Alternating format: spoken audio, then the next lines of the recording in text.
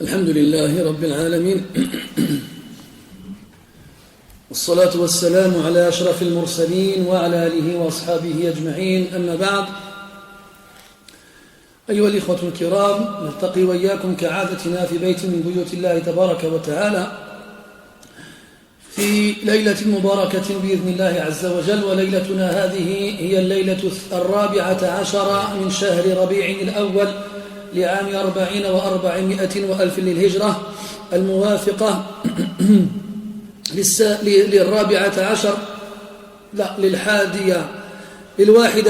من شهر نوفمبر لعام 18 و2000. نستأنف حيث انتهينا من الدرس السابق وكنا قد أطلنا الكلام باللسان العربي وكنا على إثر الترجمة لما أدركنا الوقت وقلنا أننا سنعود حيث انتهينا. إذن نستأنف الكلام حيث توقفنا باللغة الإفرنج. Mes très chers frères, nous nous réunissons comme chaque mercredi soir afin d'étudier ensemble le livre de l'imam al-Bukhari rahimahullah ta'ala dans le bon comportement. Et nous avons entamé la semaine dernière un chapitre dans le fait d'être ouvert aux gens, d'avoir un bon comportement, d'être accueillant, souriant, radieux. Et on a lu un hadith mawqouf, une parole de Abdullah ibn Amr ibn al-As radiyallahu anhuma, à qui on est venu demander comment le prophète était décrit sallallahu alayhi wa sallam dans la Torah. Puis on avait donc commencé, on a fait l'explication du hadith en arabe, j'ai longuement parlé en arabe, puis après je suis passé à la traduction, mais comme le temps était arrivé, on a dû s'arrêter en cours de chemin, et on n'est pas arrivé à la fin du hadith. Et on va donc reprendre aujourd'hui, là où nous nous sommes arrêtés la semaine dernière, dans la traduction directement. Donc on avait vu que Abdullah ibn Amr ibn al-As radiyallahu anhuma avait répondu comme quoi le prophète sallallahu alayhi wa sallam était décrit dans la Torah avec quelques descriptions présentes dans le Coran, notamment le verset où Allah tabaraka wa ta'ala dit ayyuhan nabiyyu inna arsalnaka shahidan wa mubashiran wa nadhira. Au prophète nous t'avons certes envoyé comme témoin, annonciateur de bonnes nouvelles et avertisseur. Puis après il y a d'autres descriptifs, entre autres une protection pour les Arabes, al-Ummiyin, les illettrés, puis on a parlé du fait qu'Allah Ta'ala les nommait comme étant son esclave et son messager, et qu'il avait surnommé Al-Mutawakkil, donc celui qui est garant, celui à qui on peut confier une tâche parce qu'on sait qu'il l'accomplira, et il dit comme quoi il n'est ni dur ni sévère, et que ce n'est pas quelqu'un qui hurle dans les marchés. On s'était arrêté ici. ثم يقول رضي الله عنه ولا يدفع بالسيئة السيئة. Il ne repousse pas as-sayyi'ah, c'est-à-dire le mal, la mauvaise, si on traduisait littéralement. As-sayyi'ah, c'est la mauvaise. C'est le féminin de sayyi' qui veut dire mauvais, mauvaise. Et donc ici, c'est un adjectif qualificatif.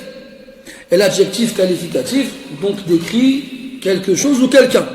Si ce n'est pas précisé, c'est que ça englobe tout ce qui est mauvais. Que ce soit une parole, que ce soit un acte, quoi que ce soit de mauvais qu'on ferait au prophète alayhi salatu wassalam, il ne rendrait pas l'appareil. De la même façon, même si on a le droit de le faire.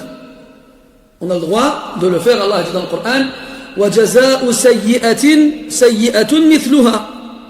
La rétribution d'une mauvaise quoi? Chose, d'une mauvaise parole, d'une mauvaise attitude, d'une mauvaise action qu'on te fait, sa rétribution est une mauvaise de la même façon.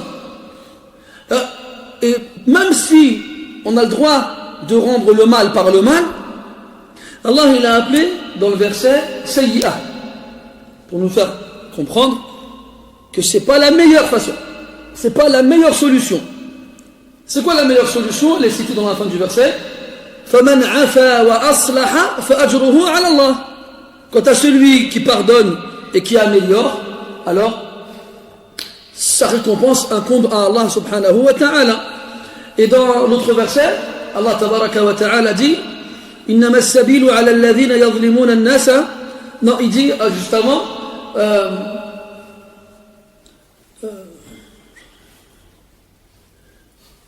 وَالَّذِينَ إِذَا أَصَابَهُمُ الْبَغْيُ هُمْ يَنْتَصِرُونَ.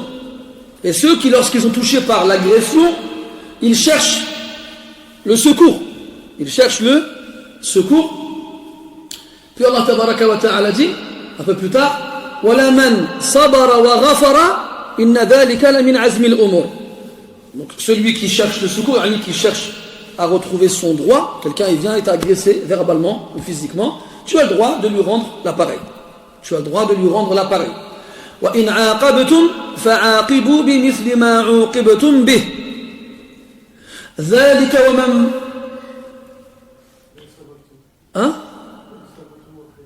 لا مش هذه في الحج وذلك ومن عاقب بمثل ما عوقب به ثم بغي عليه لينصرنه الله. Donc ces versets-là nous font comprendre que toute personne qui a été victime d'un mal, quel qu'il soit, même verbal, quelqu'un vient, il t'insulte ou il insulte ta mère ou ton père, eh bien tu as le droit de lui rendre l'appareil, de lui dire la même chose. Et tu ne seras pas réprimé ou reproché, on ne te fera pas de reproche pour ça, parce que tu ne fais que te défendre. Même si le mieux est de se taire et d'excuser et de pardonner et de passer outre, comme les versets le stipulent. Et donc ici, le prophète il est décrit comme étant quelqu'un à qui, lorsqu'on lui fait du mal, il ne répond pas par le mal. Donc s'il ne répond pas par le mal, il répond par le bien. Comme dans le verset où Allah Ta'ala dit وَلَا تَسْتَوِي الْحَسَنَةُ وَلَا السَّيِّئَةُ. Donc là pareil, la bonne et la mauvaise ne sont pas égales. La bonne quoi? Ce n'est pas précisé. La mauvaise quoi? Ce n'est pas précisé. Si ce n'est pas précisé, eh bien tout rentre dedans. Tout ce qui peut être bon et tout ce qui peut être mauvais. Même si les mufassirines disent que dans ce verset, ça fait référence à la parole, à la mauvaise et la bonne parole.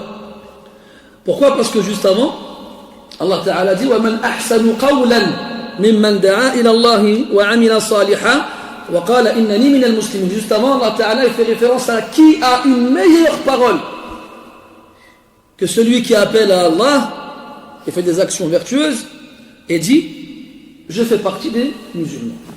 Donc là comme ça insiste sur la parole et que juste après on a وَلَا تَسْتَوِي الْحَسَنَةُ وَلَا السَّيِّئَةُ et que le mot hasana et sayyi'a ici sont ma'rifa, ils sont définis. Donc c'est quoi? Lil-ahdi dhihni. Ça fait référence à quelque chose que tu as en tête. Et la chose qui est la plus récente dans ta tête, c'est le verset d'avant. Donc la bonne parole et la mauvaise parole ne sont pas égales. Idfa' billati hiya ahsan. Mets en avant celle des deux qui est la meilleure. Donc quelqu'un qui t'agresse verbalement, tu as le choix. Soit à lui dire la même chose qu'il t'a dit, ou à lui répondre avec une bonne parole. Donc mets en avant la meilleure des deux. Idfa' billati hiya ahsan. Puis Allah Ta'ala nous parle de la conséquence de cette façon de faire. فَإِذَا الَّذِي بَيْنَكَ وَبَيْنَهُ عَدَاوَةٌ كَأَنَّهُ وَلِيٌّ حَمِيمٌ. Et voici que celui qui a avec toi une animosité, donc celui qui était ton ennemi juste avant, il vient, il t'agresse, il t'attaque, il attend de te mettre en colère, de te pousser dans tes limites, et bien toi tu lui réponds avec une bonne parole. Alors, à ce moment-là, il est touché par cette parole-là, et après avoir été un ennemi farouche, il devient un ami chaleureux. Ka'annahu waliyyun hamim. Mais ça, ce résultat-là, c'est pas la portée de tout le monde. Justement, dans le verset qui suit, وَمَا يُلَقَّاهَا إِلَّا الَّذِينَ صَبَرُوا وَمَا يُلَقَّاهَا إِلَّا ذُو حَظٍّ عَظِيمٍ. N'obtient ce résultat-là, transformer un ennemi farouche en ami chaleureux avec une parole. N'obtient ce résultat-là que ceux الذين صبروا. On a déjà dit de nombreuses fois savoir patienter, supporter. C'est dur. Quelqu'un vient, il t'insulte, et toi tu dois le supporter et lui répondre de la meilleure façon. C'est difficile pour le nefs de supporter une chose pareille. Donc, il n'y a que ceux qui endurent, qui supportent, qui obtiennent ce résultat-là. Et n'obtient ce résultat-là que celui qui a beaucoup de chance. Al-hadh, en arabe, ça veut dire une part de quelque chose, ou, dans le parler courant, avoir de la chance. Hein? Il a de la chance. Donc, il y a beaucoup de chance, entre guillemets, de khayr, qu'Allah qui lui a écrit beaucoup de khayr. Ça veut dire quoi? Ça veut dire que ça se trouve, toi, demain, quelqu'un va t'insulter, tu te rappelles du verset, tu vas lui répondre, Masha'Allah, anta jamil, anta tayyib, et ça ne marchera pas. Parce que soit il te manque le sabre, soit il te manque le hadh, ou là, soit il te manque les deux. On revient au passage ici parce qu'on décrit le prophète dans la Torah. Ça veut dire que Banu Israël, depuis qu'ils ont la Torah entre les mains, ils savent que ce prophète qui va arriver, quand on se comportera mal avec lui, eh bien lui il répondra de la meilleure façon. Et parmi les rabbins qui ont eu l'occasion de rencontrer le prophète sallallahu alayhi wa sallam, lorsqu'il est arrivé à Médine, on a Abdullah ibn Salam et un qui s'appelle Zayd ibn Dathana. Cet homme-là, il a dit, quand le prophète est arrivé à Médine, il a retrouvé en lui tous les signes de la prophétie évoqués dans la Torah, sauf deux. C'est qu'il fait preuve de douceur à l'égard de celui qui est violent avec lui, et plus on est violent envers lui, plus il est indulgent. Alors il recherchait un moyen, Hadar Rajul Zayd, de faire sortir ces signes-là du prophète pour vraiment être sûr que c'est bien lui. Un jour, il y a des pauvres qui sont venus demander au prophète de quoi manger. Le prophète sallallahu alayhi wa sallam n'avait rien à leur donner, là il a demandé aux sahaba radiyallahu anhum, qui parmi vous il a de quoi donner à ces personnes-là, et personne n'avait de quoi donner. Alors Zayd, il a saisi l'occasion. Il a dit, moi écoute, j'ai une certaine quantité de dattes, une 30aine de kilos, je te les prête. Je te laisse une certaine échéance, une certaine période, pour que tu puisses me les rendre. Pourquoi tu l'acceptes? À peine il reçoit les dates de la part de Zayd, qu'il les distribue aux gens dans le besoin. Plusieurs jours plus tard, donc à la fin de cette période-là qui lui avait été laissée par Zayd, Zayd y revient. Il rentre dans la mosquée, où il y avait le prophète et les sahaba radiyallahu anhu. Il rentre, il se dirige droit vers le prophète, il l'attrape par le col de son qamis. Et il est assis, et il le lève en lui tirant le col et en le secouant. Il lui dit, vous, Bani Hashim, vous êtes connus pour retarder l'échéance quand vous êtes endettés. Et il fait ça à côté des sahaba radiyallahu anhu. Leur sang, il a fait qu'un tour. Et le plus rapide à avoir réagi, c'est qui? C'est Omar. Omar Islam, il attrape Zayd et il le secoue de la même façon, du moins pire encore que ce qu'il a fait au prophète alayhi salam. Et le prophète il dit à Omar, lâche-le. Tu aurais dû, au lieu de faire ça, lui ordonner, quand il demande, de bien demander, et m'ordonner à moi, quand j'emprunte, de bien rendre. Et là, Zayd, il entend ça, il dit voilà la première. Puis, le prophète il parle à Omar, il lui dit, emmène-le chez Foulan, il a des dates, et demande-lui, dis-lui de lui donner ce qu'il a prêté et rajoute-lui, en plus de ce qu'il nous a donné. Alors, Omar il part avec Zayd, ils arrivent chez la personne désignée par le prophète sallallahu alayhi wa sallam, et donc il donne la quantité prêtée par Zayd, et il lui rajoute en plus une quantité supplémentaire. Alors Zayd, quand il fait les comptes, il se rend compte qu'il y a plus que ce qu'il a prêté. Et Zayd il dit, Omar, tu m'as rendu trop. Omar il dit, je sais. C'est le prophète qui m'a ordonné de te rajouter jaza ma rawa'tuk, en rétribution du fait de t'avoir effrayé. Et là Zayd, il a dit ça la deuxième. Plus on est violent avec lui, plus il rajoute de son indulgence et de sa générosité. Alors Zayd dit à Omar, tu ne me reconnais pas? Omar il regarde, il dit non. Il fait, c'est moi Zayd ibn Dathana. Et là Omar il dit, ah tu es le rabbin de la tribu juive? Il dit oui. Mais pourquoi tu as agi comme ça? Quelqu'un comme toi, tu es censé être quelqu'un de raisonnable, de sensé. Tu ne dois pas te comporter de cette façon-là. Alors il lui dit, écoute, j'ai vu dans la personne du prophète tous les signes de la prophétie sauf deux. Il ne répond pas au mal par le mal, et plus on est violent avec lui, plus il est indulgent et généreux. Et là je viens de les voir toutes les deux, et je te prends un témoin que je rentre dans l'islam, et il s'est converti à l'islam, et cette quantité de dates, il a donné directement entre l'islam, fi sabilillah, en sadaqa aux pauvres. Donc ça, c'était un des aspects du prophète alayhi salatu wassalam. Il ne rendait pas le mal par le mal. Mais on avait vu aussi que cette façon de faire, qui fait partie de makarim al-akhlaq, des comportements les plus nobles, n'est pas applicable de façon absolue dans toutes les circonstances. Il y a des circonstances où punir et réprimander est prioritaire. Quand on a affaire à des gens qui ne connaissent pas la valeur du pardon. Il y a des gens, tu leur pardonnes, ils vont voir en toi, à travers ça, une faiblesse. Ils vont se dire, lui, on peut lui faire ce qu'on veut. Chaque fois qu'on lui fait un mal, il dit rien. Donc ce pardon-là, il doit pousser le mauvais à devenir bon. Il ne doit pas le pousser à devenir encore plus mauvais. C'est comme... des fois, il ne va pas s'arrêter qu'à toi.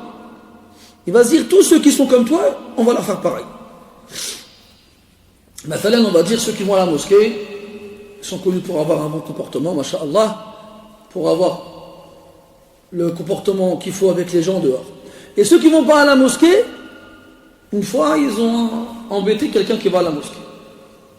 Ce quelqu'un-là de la mosquée, masha'Allah, il a eu un bon comportement, il a souri, il a dit Khair inshallah, jazakallahu khaira, il a dit une bonne parole et il est parti. Alors les autres se sont dit quoi? C'est super.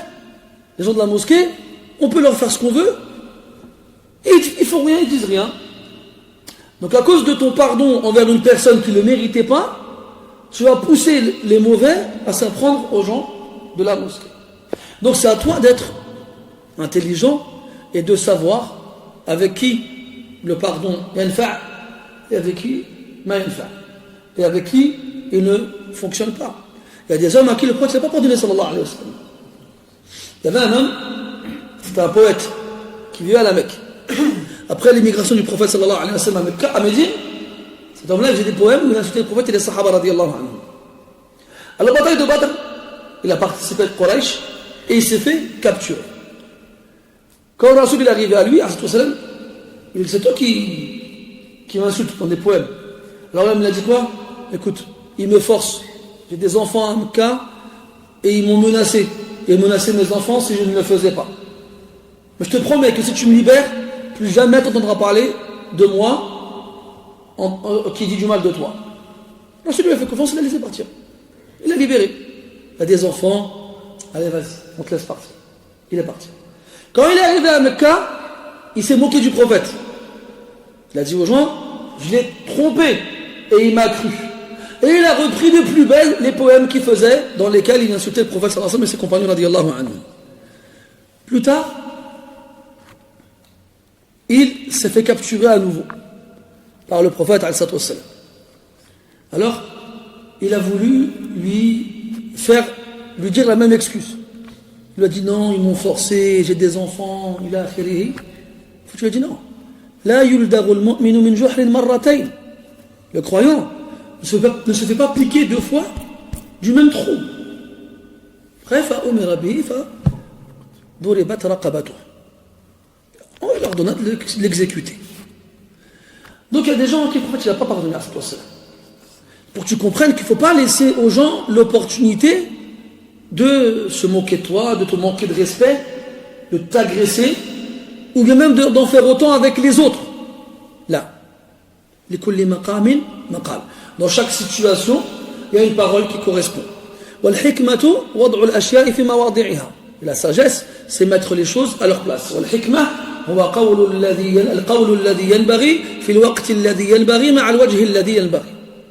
La sagesse, c'est la parole qui convient, au moment qui convient, avec le visage qui convient.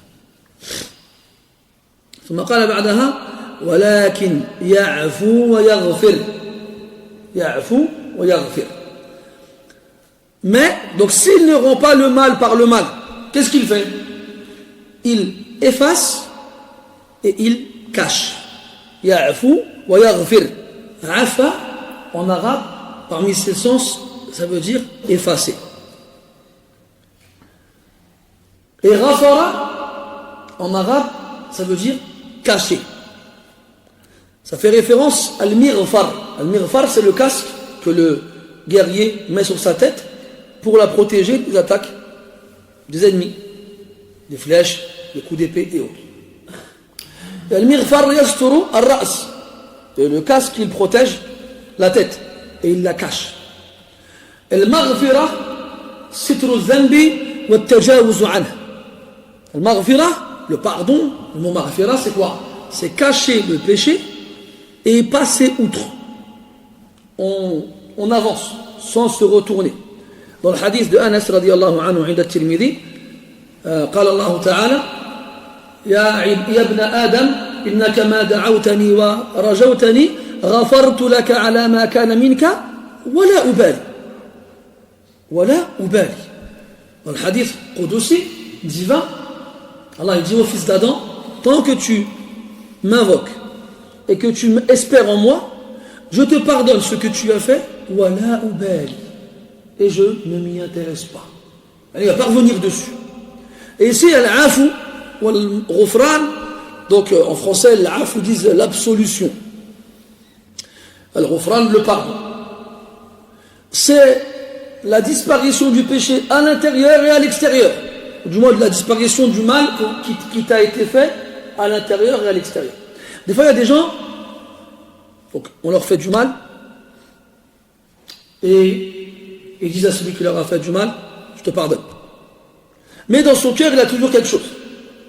Quand il va le voir passer, il va garder en tête le souvenir du mal qui lui a été fait. Celui-là n'a pas absolu le mal qui lui a été fait, parce qu'il garde toujours une trace de ce dernier, de ce mal-là en lui. Alors que al-afu wal-ghufran, c'est la disparition totale du mal. Je l'ai effacé à l'intérieur et je l'ai effacé à l'extérieur. À l'intérieur, je n'y pense plus, je l'ai oublié, je ne m'y intéresse plus. À l'extérieur, je ne te fais pas voir que je t'en veux encore. Si je te dis je te pardonne, je te pardonne. On repart comme si de rien n'était. Et on rigole ensemble comme si rien ne s'était passé. C'est ça. Ya'fu wa yaghfir. Comme le Nabi sallallahu alayhi wa sallam a fait des compagnons radiyallahu anhum qui, avant de se convertir à l'islam, ont fait du mal aux prophètes ou aux musulmans. Puis quand ils se sont convertis à l'islam, jamais le prophète sallallahu alayhi wa sallam leur a rappelé ce qu'ils ont fait comme mal avant. Jamais il leur en a voulu. Ou bien il leur a fait voir une trace de ça, de ce mal qu'ils auraient pu faire auparavant. Un des meilleurs exemples, c'est Hind bint Utbah, la femme d'Abu Sufyan, radiyallahu anhum. Donc, comme on le sait, elle a payé Wahshi pour qu'il assassine Hamza. Et lorsque Hamza est mort, elle lui a ouvert le ventre et elle a mangé son foie. La kat kabidahu. Et quand le Rasul sallallahu alayhi wa sallam a vu le cadavre de son oncle et de son frère de lait Hamza, il a dit ma ra'aytu manzaran afda'a min hada. J'ai jamais vu quelque chose de plus horrible que ça. Et il a pleuré à cette wassalam. Il était très attristé et très touché par cette vision horrible et terrible. Et pourtant, quand elle est venue le voir après s'être convertie, et qu'elle lui a prêté allégeance, et qu'elle a même posé des questions là concernant elle et son mari, et bien Rasul lui a répondu comme il répondrait à n'importe qui. Comme Abu Sufyan lui-même qui s'est converti à l'islam. Quand il s'est converti à l'islam, Al-Abbas, donc du prophète sallallahu alayhi wa sallam, il lui dit Inna Aba Sufyan rajulun yuhibbu al-fakhr. Al-Abbas, il dit au prophète, Abu Sufyan, c'est un homme qui aime la gloire, qui aime la fierté. Donc il fait une allusion au prophète pour qu'il lui donne ce qu'il aime. Pourquoi? Pour amadouer et attendrir son cœur sur l'islam. Il va se convertir, sa foi n'est pas encore ferme, stable. Alors on doit l'encourager pour qu'il reste ferme et stable. Et comme Abu Sufyan était un homme qui jouissait d'un prestige et d'une noblesse avant de se convertir, on ne peut pas, lorsqu'il va rentrer dans l'islam, allez, on t'enlève tout et tu deviens un moins que rien qui ne vaut rien aux yeux des gens. Là. Donc il a dû garder, et en fait il a jugé qu'il devait garder ce stade-là et ce rang-là. Alors après sa conversion, il a envoyé Abu Sufyan dire aux gens à la Mecque, Man dakhala bayta Abi Sufyan fahuwa amin. Celui qui rentre dans la maison d'Abu Sufyan, il sera en sécurité. Comme ça, les gens ils pourront reconnaître un fadl à Abu Sufyan, même après sa conversion. Alors qu'Abu Sufyan, comme vous le savez, il faisait partie de Sanadid Quraysh, des têtes de Quraysh, et il a été en grande partie responsable de beaucoup de malfaits aux musulmans pendant la période mécoise. Et même après l'émigration des musulmans à Médine. Al-Shahid, Al-Nabi sallallahu alayhi wa sallam disait Walakin ya'afu wa yaghfir. Donc il absout, ça disparaît, plus de trace à l'intérieur. Wa yaghfir, il pardonne, il cache, plus de traces à l'extérieur. Et ça, c'est quelque chose de très difficile. Toute personne ici qui a subi un mal, pardonner avec sa bouche, a dit même pour dire c'est facile, rien que de le dire avec sa bouche, c'est difficile. C'est pas tout le monde qui arrive à pardonner. Mais alors là, le dire avec sa bouche et l'effacer dans son cœur, c'est quelque chose d'extrêmement difficile. Et ça, c'est le summum, c'est le point culminant dans le bon comportement. Ne pas avoir de rancune, ne pas tenir rigueur, ne pas garder dans la poitrine une rancœur à l'égard de celui qui t'a fait du mal. ثم قال ولن يقبضه الله تعالى حتى يقيم به الملة العوجاء. Donc toujours c'est la description de Abdullah ibn Amr ibn al-As du prophète sallallahu alayhi wa sallam tel qu'il l'a trouvé dans la Torah. La Torah, il dit Allah Ta'ala ne le fera pas mourir tant qu'il n'aura pas redressé à travers lui, par lui, la religion tordue. Donc, qabada, ça veut dire saisir, avec la main. Alors, quand on saisit quelque chose de sa main, on appelle ça le qabda. Allah dit dans le Coran, وَمَا قَدَرُ اللَّهَ حَقَّ قَدْرِهِ وَالْأَرْضُ جَمِيعًا قَبْضَتُهُ يَوْمَ الْقِيَامَةِ. Donc, ils n'ont pas estimé Allah à sa juste valeur. Alors que la terre entière sera dans sa poignée le jour de la résurrection. Qabdatuhu yawm al-qiyamah. Donc al-qabda, c'est le fait de renfermer sa main sur quelque chose. Et ce mot-là, ici on l'emploie pour désigner le fait de récupérer l'âme lorsque la personne elle meurt. Qabadahu Allah tabaraka wa ta'ala. Allah il l'a pris, il l'a saisi, il l'a repris. Et Allah dans le Coran, lorsqu'il parle de la mort, soit il attribue l'action à lui-même, comme dans le verset Allahu yatawaffa al-anfusa hina mawtiha.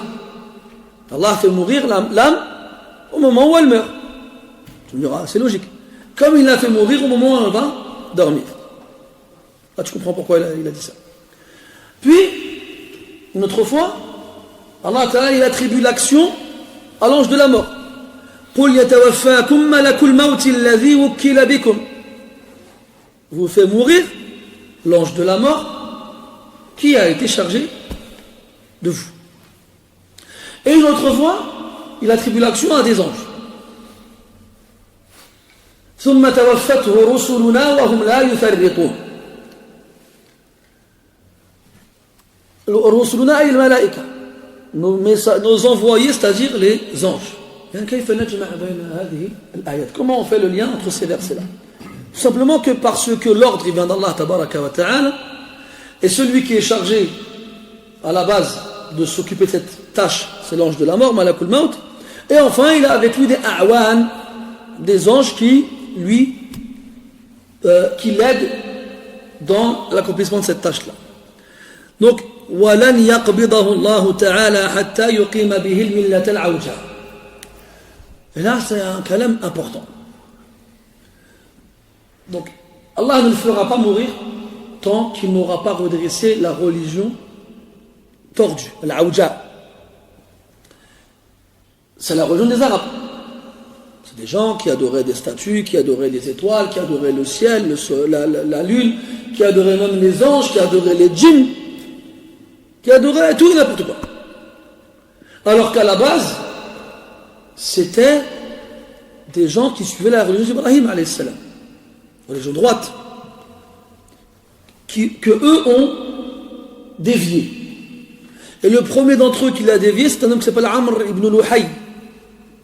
Il est en voyage au nord de l'Arabie, au Sham, et c'est là-bas qu'il a vu des gens adorer des statues. Alors il a trouvé leur action bonne. Et quand il est arrivé, il a pris des modèles réduits de ces statues-là, et il les a ramenés avec lui à la Mecque, et il les a, entre guillemets, proposés aux Mecquois, et ils l'ont suivi. Et Allah dit dans le Coran, Al-yawma akmaltu lakum dinakum, le jour où j'ai parachevé votre religion. Ce verset a été révélé le jour de Arafat, lors du pèlerinage d'adieu du prophète sallallahu alayhi wa sallam. Puis le prophète est mort quelques mois plus tard, alayhi salatu wa sallam, une dizaine de mois plus tard. Donc, comme c'est stipulé ici, à la fin de la mission prophétique, quand le prophète alayhi salatu wa sallam a transmis le message de son Seigneur aux gens, comme Allah lui a ordonné, Balligh ma unzila ilayka min rabbik, transmets ce qui t'a été révélé de la part de ton Seigneur. L'ordre, il est là. Et Al-Rasul, il l'a fait. Même Hatta, pendant ce sermon-là, il a pris à témoin les gens. Il dit Allahumma qad ballagt. Il disait aux gens Hal ballagt. Il disait Na'am, yunakkitu ilayhim sababati. Il montrait les gens de son doigt, comme ça, et il leur demandait est-ce que j'ai transmis? Et ils répondaient Allahumma Na'am. Il disait Allahumma fashhad. Il disait oh Allah, oui. Et lui, alors, il montait son doigt vers le ciel et il disait ah Allah, témoigne de leur réponse. وَيَوْمَ يُنَادِيهِمْ فَيَقُولُ مَاذَا أَجَبْتُمُ الْمُرْسَلِينَ. La résurrection, Allah, il l'appellera les gens. Il leur dira qu'avez-vous répondu aux messagers? Donc il demandera aux gens quel a été leur retour vis-à-vis de l'appel des messagers. Et là, Rasul, quand il leur a transmis le message, il leur a demandé j'ai transmis ou pas? Les gens ont répondu oui. Il a dit que celui qui est présent transmette à l'absent. Et il a dit Allah témoigne de leur réponse. Donc ce jour-là, comme il dit l'imam Malik ma lam yakun dinun yawma idhin falan yakuna dinan ba'da dhalik. Après que ce verset ait été révélé, ceux qui n'étaient pas dans la religion après ce verset-là ne pourra pas l'être par la suite. C'est pas possible. Pour ceux qui viennent après la mort du prophète et qui viennent rajouter des choses qui n'appartiennent pas à cette religion-là et dans laquelle personne n'a jamais parlé. Personne. Donc, comme ça a été dit dans la Torah, Allah Ta'ala il a envoyé son messager alayhi salam. Il est resté 13 ans à la Mecque, 10 ans à Médine, donc 23 ans en tout. Et lorsque tout le monde est rentré dans la religion, et que tu verras les gens rentrer dans la religion d'Allah Ta'ala en masse, alors fasabbih bihamdi rabbika wastaghfir. هذا نعي من الله عليه سبحانه وتعالى إلى رسوله عليه الصلاة والسلام. Donc ici Allah Ta'ala il annonce la mort prochaine de son messager عليه الصلاة والسلام. La mission est accomplie. La religion tordue a été redressée. Ça veut dire quoi? Elle ne peut pas être redressée davantage. C'est pourquoi il est mort, on ne peut rien rajouter à cette religion. Rien. On ne peut pas venir après et dire, ah, ça, كما يقال في الأوانة الأخيرة في بعض بلدان المسلمين يهتف بعض المخدوعين بتسوية الحقوق بين الرجال والنساء في الميراث وما أشبه ذلك. Comme on peut l'entendre dans certains pays de musulmans aujourd'hui, où il y a certaines personnes, certaines factions qui revendiquent une relecture des textes et de rendre les droits entre les hommes et les femmes égaux. De rendre les droits entre les hommes et les femmes égaux. Et subhanallah, quand un musulman, un kafir, ils disent ça, Allah n'y croit pas. Passons. Mais quelqu'un dit, أنا مسلم. أنت مسلم؟ نعم. تشهد أن لا إله إلا الله؟ نعم. تؤمن بأن القرآن كلام الله؟ نعم. إذا il y a un problème quelque part. Il te dit, moi je suis musulman, je crois au Coran, je sais que c'est la parole d'Allah, mais je ne crois pas en ce qu'il y a dedans. Subhanallah. Dans le Coran, c'est noir sur blanc. Quelles sont les parts attribuées aux héritiers, en fonction de leur place dans la famille par rapport aux défunts? Est-ce que ce sont des hommes ou des femmes? Parce qu'Allah dit, les zakari mithlu hadhil unthayayn. Pour l'homme, l'équivalent de la part de deux femmes. Et ça, sachez que c'est par l'itlaq. Il y a plusieurs circonstances, plusieurs halats dans l'héritage où la femme elle touche comme l'homme. Ça dépend de la circonstance. Mais si tu n'as pas étudié les al-mawarith ou al-fara'id, tu ne peux pas savoir ça. Si je ne dis pas de bêtises, je ne me trompe pas, parce que ça fait longtemps, dans le Rahabiyya, il y a une vingtaine de cas où la femme touche comme l'homme. Le Rahabiyya, c'est un poème qui réunit les règles de l'héritage. Ensuite, pour ces gens-là qui disent que c'est pas juste, subhanallah, nous on parle d'une société qui respecte les règles données par Allah Azza wa Jalla. Une femme, donc son mari meurt. Allah dit dans le Coran, وَلَهُنَّ الرُّبُعُ مِمَّا تَرَكْتُمْ إِن لَّمْ يَكُنْ لَكُمْ وَلَدٌ فَإِنْ كَانَ لَكُمْ وَلَدٌ فَلَهُنَّ الثُّمُنُ مِمَّا تَرَكْتُمْ. Donc elles auront, les femmes, le quart de ce que vous délaissez si vous n'avez pas d'enfants. Si vous avez des enfants, elles auront alors le huitième. Elles auront alors le huitième de ce que vous laissez. Ce huitième-là, cette femme-là, il faut savoir une chose, c'est que elle a des enfants. Si elle a le huitième, c'est qu'elle a des enfants. Et dans ces enfants-là, il y en a qui ont l'obligation de subvenir aux besoins de leur mère. Et dans le cas où elle aurait un père ou un frère, l'obligation, elle tourne en fonction du rapport qu'elle a avec les hommes de sa famille. Et si il n'y a aucun homme dans sa famille qui peut subvenir à ses besoins, eh bien c'est à Bayt al-Mal de subvenir à ses besoins. C'est à la caisse de l'État. Ça c'est dans les circonstances idéales. On a des gens qui craignent Allah, qui appliquent la loi d'Allah subhanahu wa ta'ala. Parce que eux, ils accusent les textes. Mais ce n'est pas les textes qu'il faut accuser. C'est les gens qui ne les respectent pas. Ni plus ni moins. Donc quand on regarde bien la femme qui a un huitième de ce que son mari laisse quand elle a des enfants, de le huitième, c'est du tout bénéf entre guillemets. Elle fait avec ce qu'elle veut. Parce qu'elle doit avoir des hommes de sa famille qui doivent subvenir à ses besoins. Des hommes qui vont remplacer le mari qu'elles ont perdu. Et les exemples ils sont nombreux et variés. Wallahi la yatakallamu fi hadhihi al-ashya'i illa man lam yashum ra'ihata hadha al-'ilm. لا يتكلم في هذا العلم بسوء إلا من لم يشم رائحته. Ne dit du mal de cette science-là, de la science de l'héritage, que celui qui n'en a pas senti l'odeur. Et expliquez-moi, pendant 15 siècles, tous les milliards de musulmans qui ont existé, on n'a pas entendu une femme dirait, comment ça se fait, nous on a le 8e, mais l'homme il a le quart. Quand on parle de l'héritage laissé par la femme, وَلَكُمُ الرُّبُعُ مِمَّا تَرَكْنَا أو مِمَّا تَرَكَ أَزْوَاجُكُمْ إِن لَمْ يَكُنْ لَهُنَّ وَلَدٌ. pas الربع, c'est النصف. وَلَكُمْ نِصْفُ مَا تَرَكَ أَزْوَاجُكُمْ إِن لَمْ يَكُنْ لَهُنَّ وَلَدٌ فَإِنْ كَانَ لَهُنَّ وَلَدٌ فَلَكُمُ الرُّبُعُ مِمَّا تَرَكْنَ. Donc si ta femme elle meurt avant toi, alors tu auras la moitié de son héritage. S'il n'y a pas d'enfants, s'il y a des enfants, tu en auras le quart. Et avec ce quart-là, qu'est-ce qu'on fait? Et on a des filles, eh bien on s'occupe de nos filles. Et pourtant cette fille-là, elle aussi elle va avoir une part d'héritage de sa mère. Donc on prend le cas d'une fille dont la mère elle meurt. Elle a un père, elle a des frères. Elle va recevoir une part de l'héritage. Ses frères ils vont recevoir une part de l'héritage. Son père il va recevoir une part de l'héritage. Qu'est-ce qu'elle va faire avec sa part de l'héritage? Elle va faire quoi? Ben rien.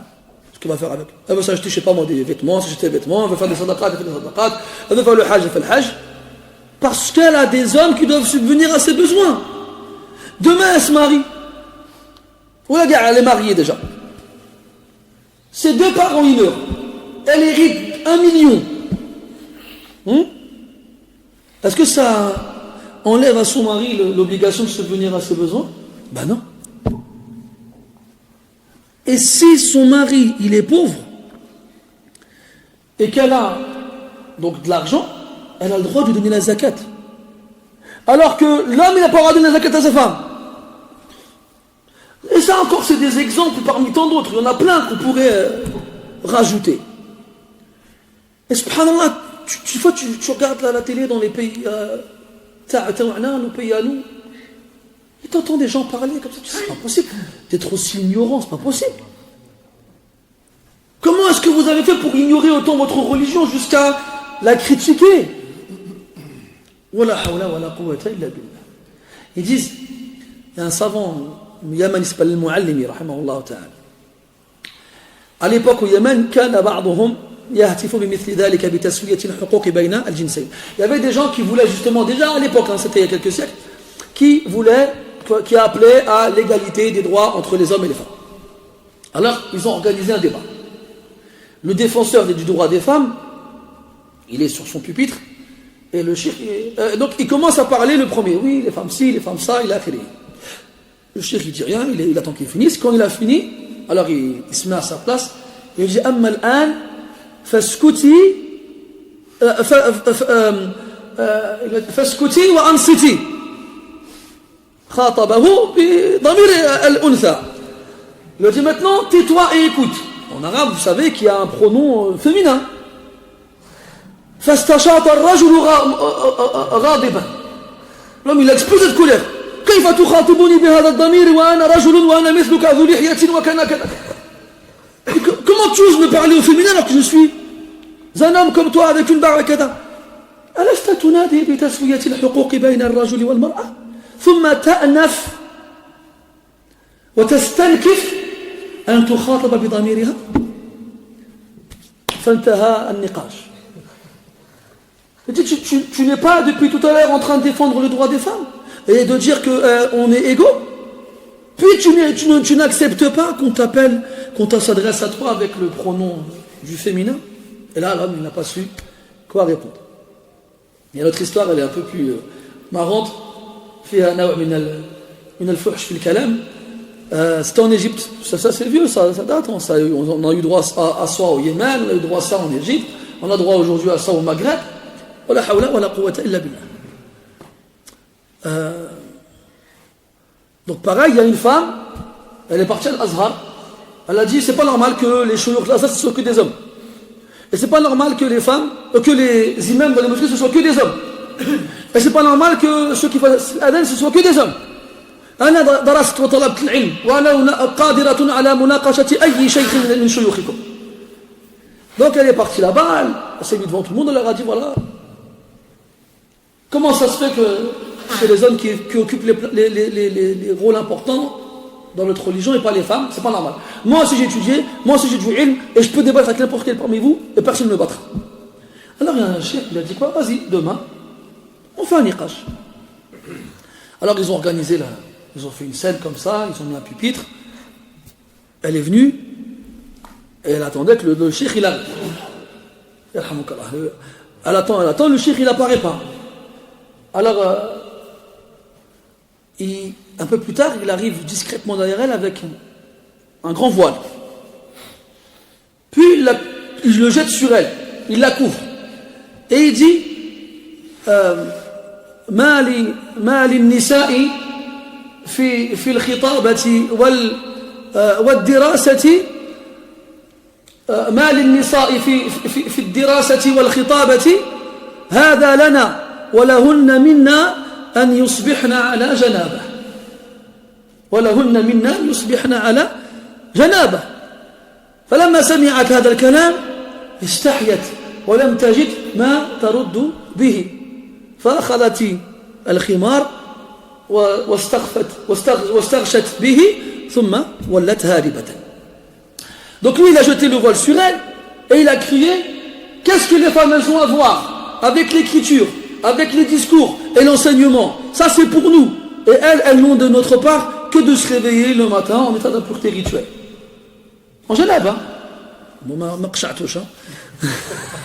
Donc elle a entendu ça, elle a été touchée par une honte sans pareille et elle n'a pas su quoi répondre. Alors justement, elle a bien compris le cheikh, il a envoyé le voile avant de dire ce qu'il a dit. Elle s'est cachée dedans, elle est partie en courant. Ça c'était à l'époque où les femmes avaient encore de la pudeur. Ça aurait été aujourd'hui, qu'est-ce qu'il y a? Alors j'étais comme ça, bien sûr on parle, bien sûr. Wala hawla wala quwwata illa billah. Ala kulli hal, notre dîn il est complet, il est parfait. La yahtaj ila ziyada wala ila nuqsan. Il n'a ni besoin qu'on rajoute quoi que ce soit, ni qu'on enlève quoi que ce soit. Maintenant, si les gens l'appliquent mal et que ça crée des problèmes dans la société, c'est pas à cause des textes, c'est à cause des gens. C'est comme Adna au Maroc. Je sais que c'est dans beaucoup de pays. Moi, il y a un problème immense dans l'héritage. Chaque fois qu'il y a quelqu'un qui meurt, ça se transforme en fawda. C'est une catastrophe. Il y a même des coins dans notre pays où carrément ils ont décidé de priver les femmes de leur part d'héritage. Pourquoi? Parce que c'est leur mari qui va en profiter. Et en quoi ça te concerne? Et alors, c'est son haqq. Allah il lui a donné.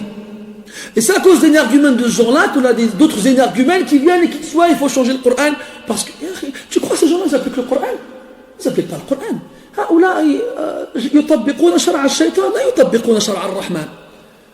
Ces gens-là, ils n'appliquent pas la loi d'Allah, ils appliquent la loi de Shaitan. Alors les gens ils viennent après, ils disent quoi? Non, il faut revoir l'héritage et tout ça. Moi, des fois, il y a des gens qui viennent me voir ici. Ça m'arrive souvent.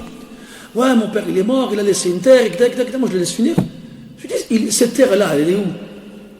Elle est ici ou elle est au pays? Il me dit, au pays. Je lui dis, qu'est-ce que tu veux que je te dise, moi? Moi, comme je fais de Massaï, moi je ne suis pas sur place. Mais moi, je n'ai pas le droit de parler dans ces choses-là. Je ne suis pas sur place.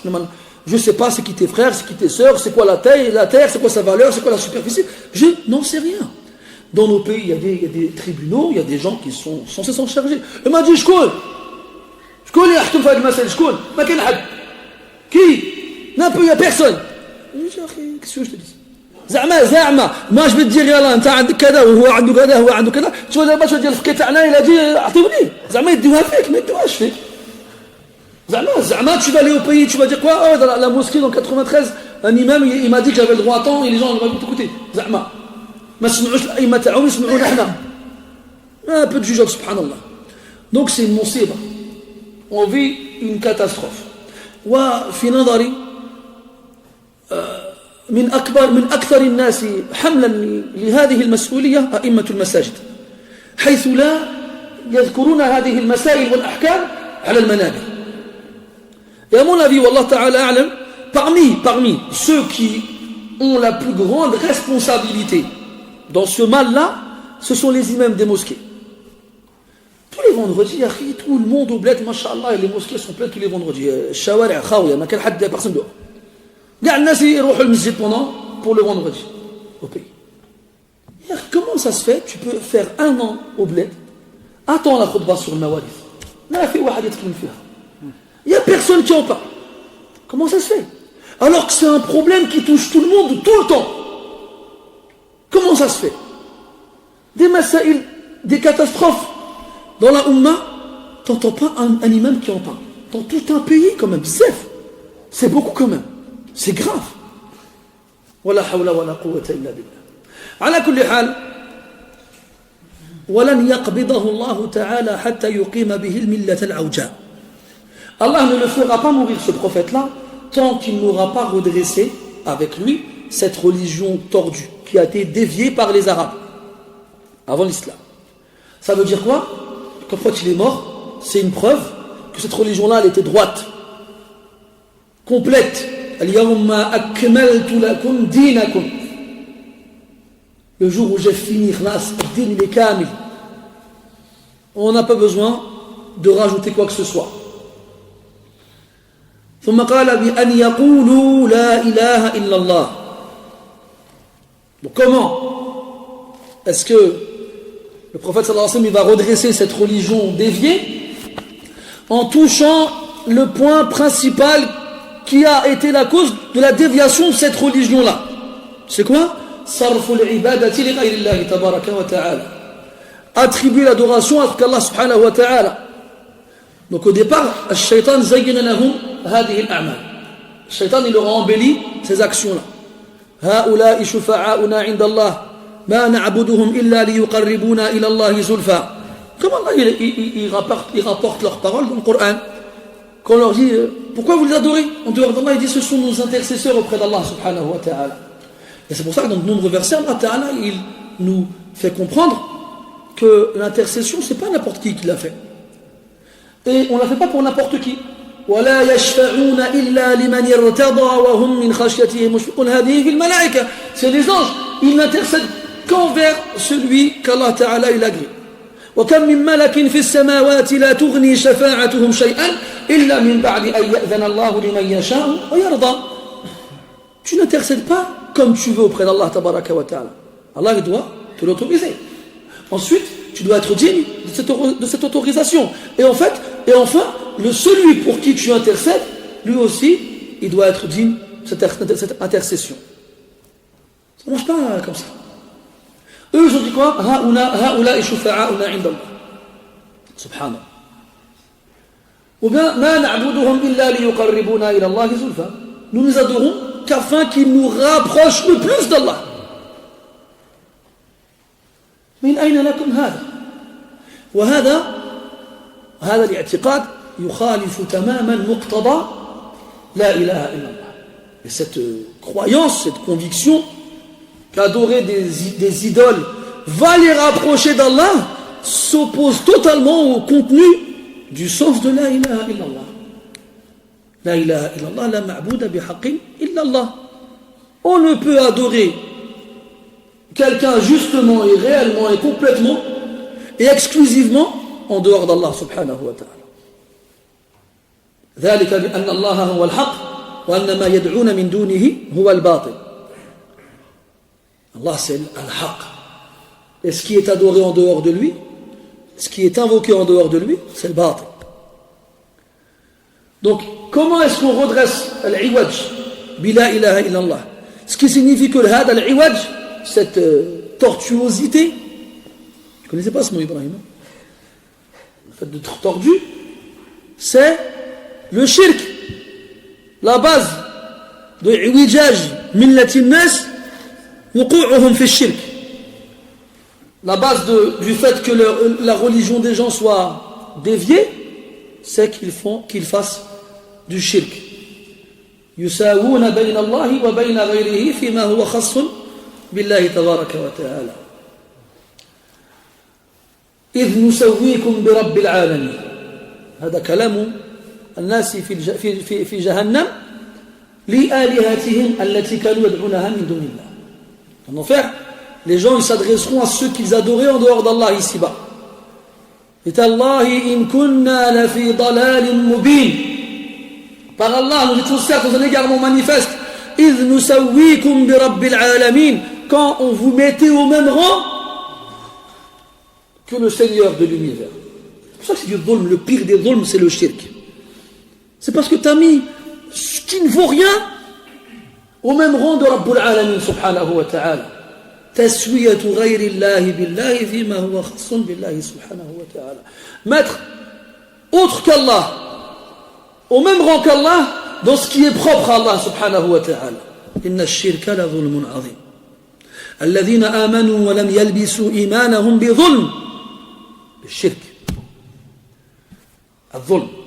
L'injustice. Et donc, la base de la déviation des gens, c'est dans leur shirk. C'est dû au shirk. C'est dû au shirk. Et quand Al-Rasul leur fera dire La ilaha illallah, et que ces gens-là, quand ils le diront, ils l'appliqueront, لأن سبحان الله قريش كانوا يأبون أشد الإباء أن ينطقوا بهذه الكلمة. Quraysh, quand Rasul leur a dit depuis le départ, قولوا لا إله إلا الله تفلحوا. Dites la ilaha illallah, vous gagnerez. Ils ne voulaient pas le dire. Ils ne voulaient pas le dire. Parce que ces gens-là, Ahlul Arabiyya, connaissaient le sens de la ilaha illallah. Est-ce que ça impliquait comme devoir? Alors ils ont refusé de le dire. En enfer, quand Allah Ta'ala parle d'eux, dans Surat As-Saffat, il dit إنهم كانوا إذا قيل لهم لا إله إلا الله يستكبرون ويقولون أئنا لتاركوا آلهتنا لشاعر مجنون. Ils étaient, lorsqu'on leur disait de dire La ilaha illallah, ils s'enflaient d'orgueil. Et ils disaient, est-ce qu'on doit délaisser nos idoles pour un poète fou? Parce qu'ils ont compris que dire La ilaha illallah implique le fait de délaisser tout ce qu'il y a en dehors d'Allah Azza wa Jal. Tark, ou plutôt al-qaboul al-munafi, les tark. Donc dans les conditions qu'on doit remplir en disant La ilaha illallah, il y a l'acceptation.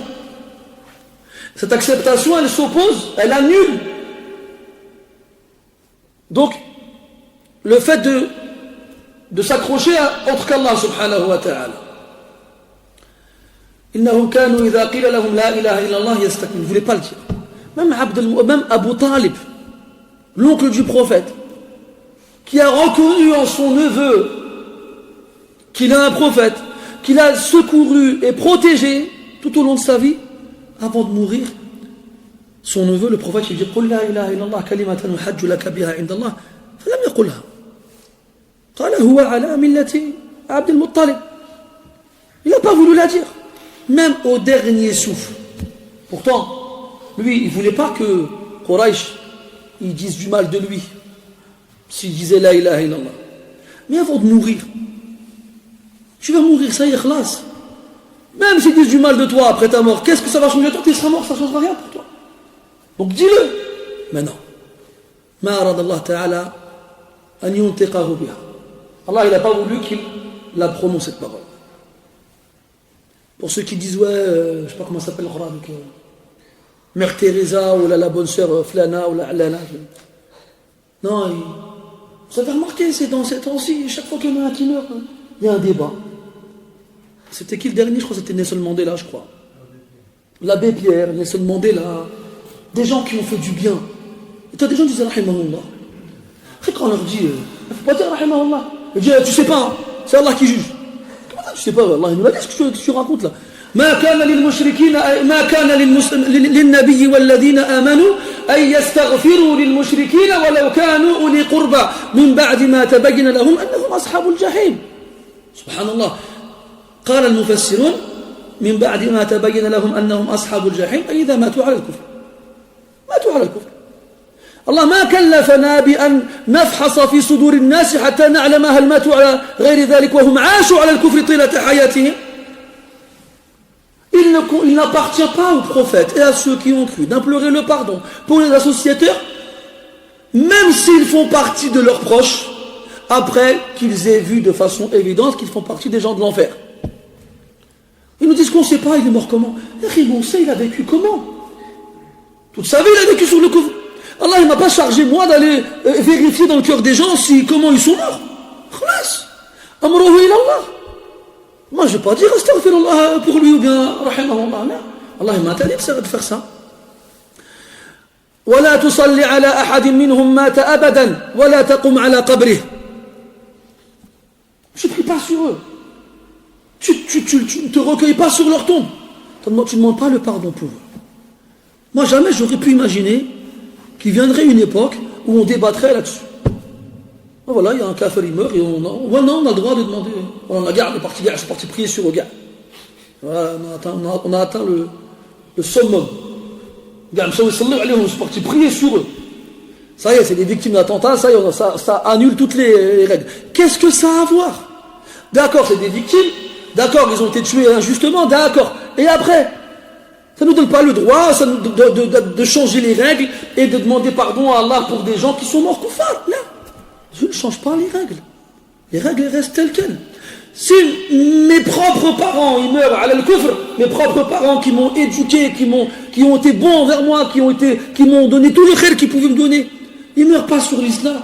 J'ai pas le droit de demander pardon pour eux. Je n'ai pas demander pardon pour eux. Qu'est-ce que c'est que cette logique-là? Oui. Donc, ce qui redresse, ce qui est tordu, c'est la ilaha illallah. Mais un vrai la ilaha illallah, avec tout ce que ça implique comme condition. C'est comme ceux qu'on a dans certains pays à nous. Il va عند قبر الولي يذبح ويدعوه من دون الله. أخي لا إله إلا الله.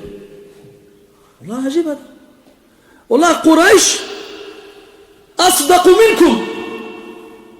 Quraysh, ils sont plus sincères que vous.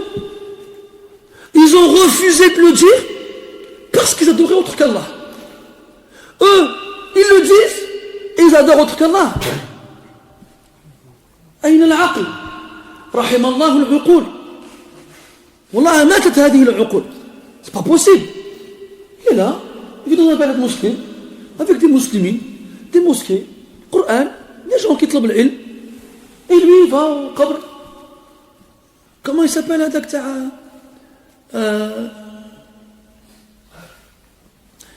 Maroc, dans la campagne de Rabat, là, ماشي وليد واحد حاجة أكبر من هذا.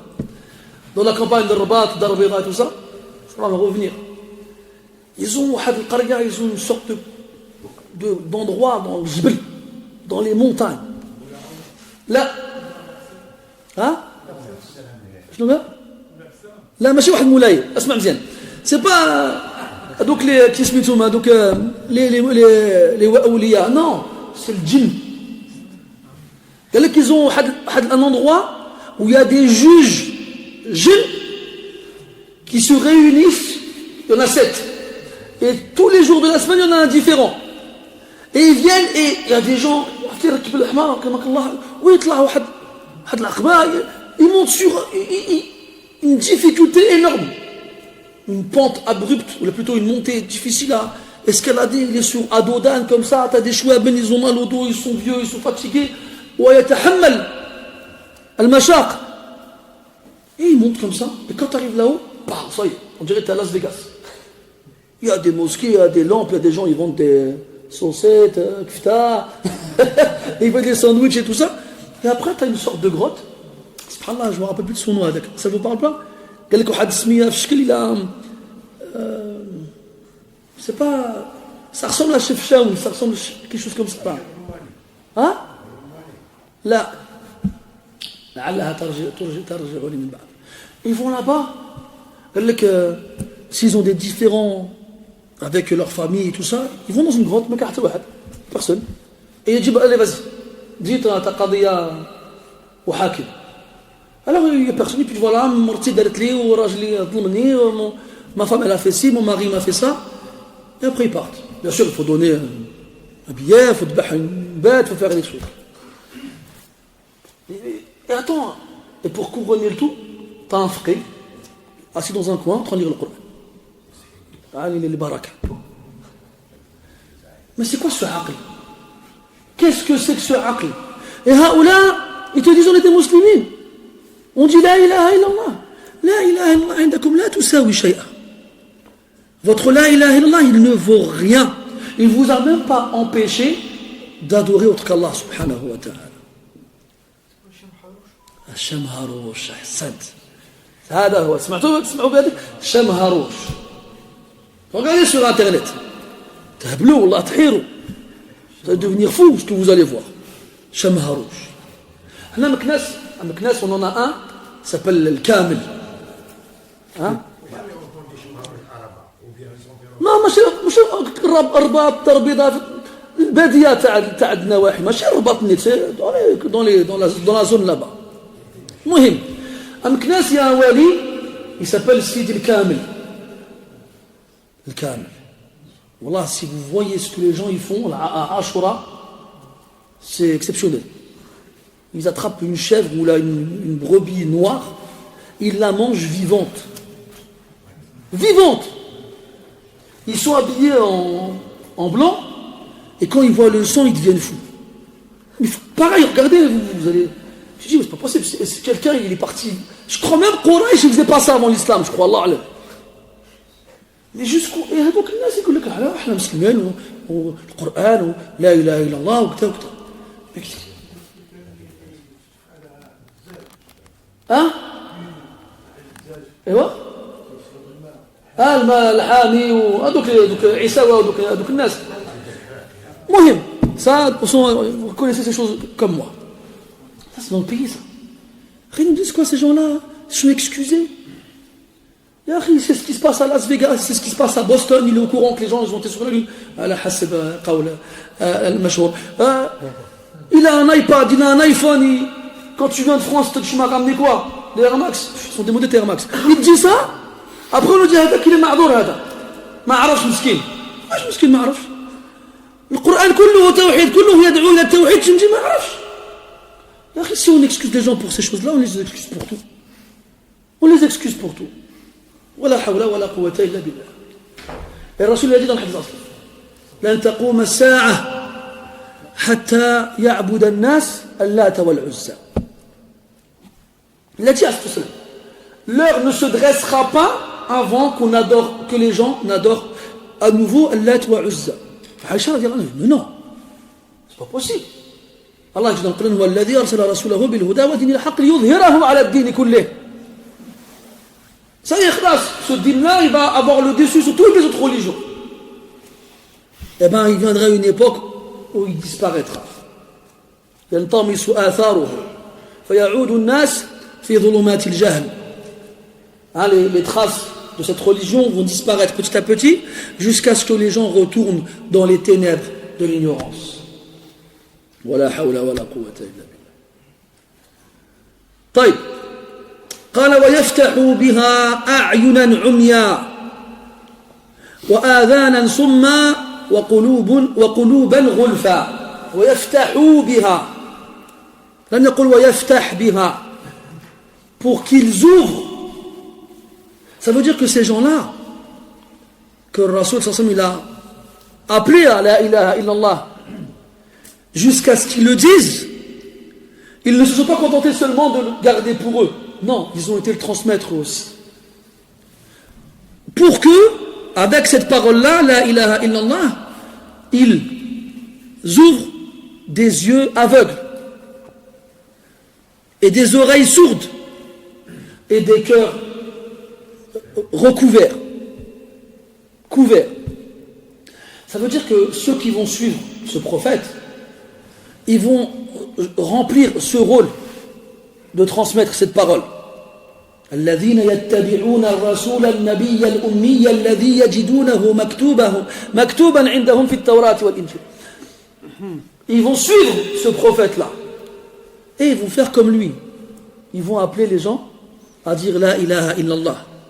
Et ils vont enseigner aux gens le sens de la ilaha illallah. Et comme lui, comme Allah, par la permission d'Allah Ta'ala, ils vont redresser les gens qui se sont égarés, déviés. Et ils vont ouvrir les yeux de ceux qui sont aveugles, ouvrir les oreilles de ceux qui sont sourds, et ouvrir les cœurs de ceux dont les cœurs sont couverts. Et donc, la Bouddha أن تعلم أنك ما دمت من هذه الأمة بمثابة الرسل والأنبياء في الدعوة إلى الله. Tant que tu fais partie de cette communauté, il faut que tu saches que tu joues le rôle des prophètes et messagers en appelant les gens à Allah subhanahu wa ta'ala.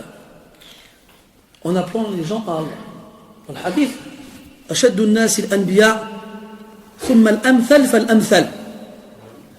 Dans le hadith, les gens les plus éprouvés sont les prophètes. Puis al-amthal, ceux qui leur ressemblent le plus. Plus tu lui ressembles, plus tu seras éprouvé. وإن الله إذا ابتلى قوما أحبهم. وإن الله إذا أحب قوما ابتلاهم. Quand Allah il aime des gens, il les éprouve. Et donc, ce prophète-là, il aura comme misa, comme particularité qui le distinguera des autres, qu'il appellera les gens à dire la ilaha illallah, et que lorsqu'ils diront la ilaha illallah, il les remettra dans le droit chemin, et que ces gens-là, après avoir suivi le droit chemin, appelleront les gens à en faire de même. هكذا انتهى كلامه رضي الله عنه. Donc voici la description donnée par Abdullah ibn Amr ibn al-As comme il l'a trouvé dans At-Tawrah. Dans le hadith suivant, c'est une version différente, beaucoup plus courte du hadith qu'on vient de voir ensemble. Donc عن عبد الله بن عمرو رضي الله عنهما قال إن هذه الآية التي في القرآن يا أيها النبي إنا أرسلناك شاهدا ومبشرا ونذيرا في التوراة نحوه. Donc il nous dit que ce verset-là dans le Coran, le verset 45 de l'Ahzab, au prophète nous t'avons envoyé comme témoin, annonciateur de bonnes nouvelles et avertisseur. On trouve dans la Torah son équivalent. ننتقل إلى الحديث الثامن والأربعين والمئتين. قال رحمه الله حدثنا إسحاق بن العلاء قال حدثنا عمرو بن الحارث قال حدثني عبد الله بن سالم الأشعري عن محمد وهو ابن الوليد الزبيدي عن ابن جابر وهو يحيى بن جابر عن عبد الرحمن بن جبير بن نفير حدثه أن أباه حدثه أنه سمع معاوية رضي الله عنه يقول سمعت من النبي صلى الله عليه وسلم كلاما نفعني الله به. سمعته يقول أو قال سمعت رسول الله صلى الله عليه وسلم يقول إنك إذا اتبعت الريبة في الناس أفسدتهم فإني لا أتبع الريبة فيهم فأفسدهم. هذا من ما رواه معاوية بن أبي سفيان رضي الله عنه وارضاه. معاوية أسلم عام الفتح وكان من كتاب الوحي، وولاه عمر رضي الله عنه في خلافته على الشام، ثم أبقاه عثمان في خلافته على الشام،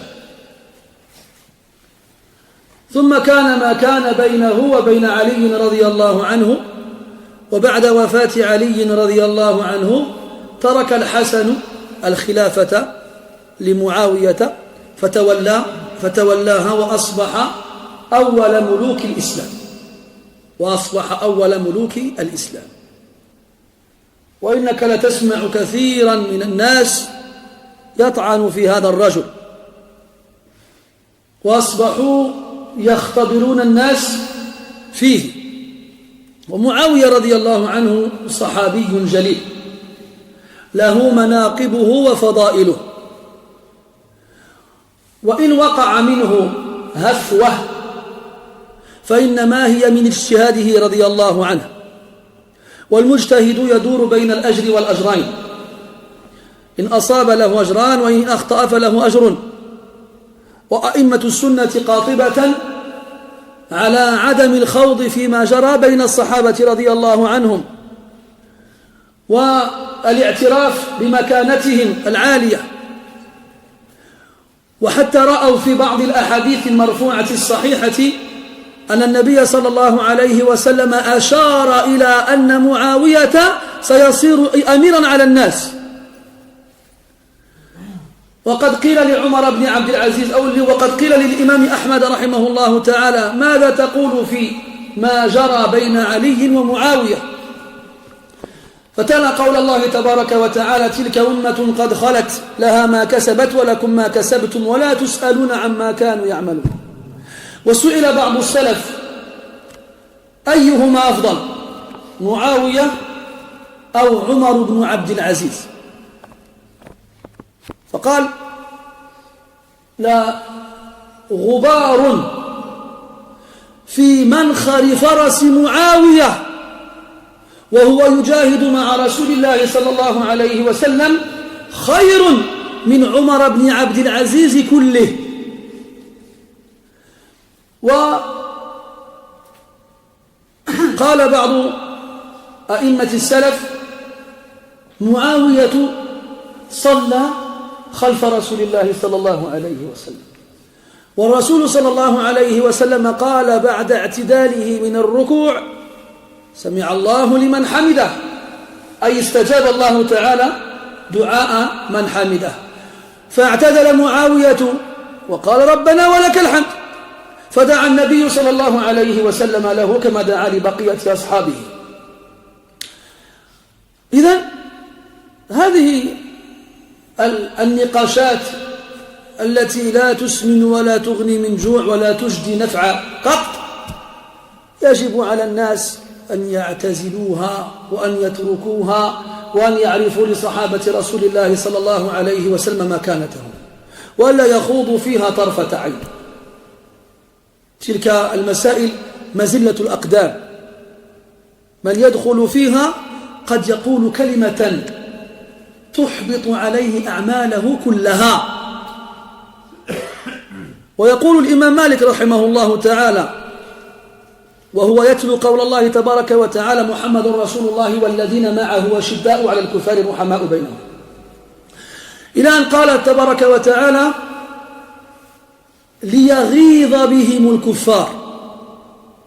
ليغيظ يعني الله تبارك وتعالى بهم أي الصحابة رضي الله عنهم الكفار، فلا يغضب